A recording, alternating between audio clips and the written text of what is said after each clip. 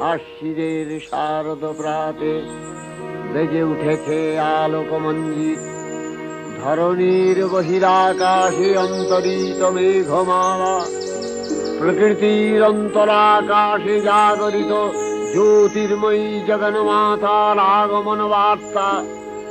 আনন্দময়ী মহামায়ার পদধ্বনি অসীম ছন্দে বেজে উঠে রূপলোক ও রসলোকে আনে নবভাব মাধুরীর সঞ্জীবন।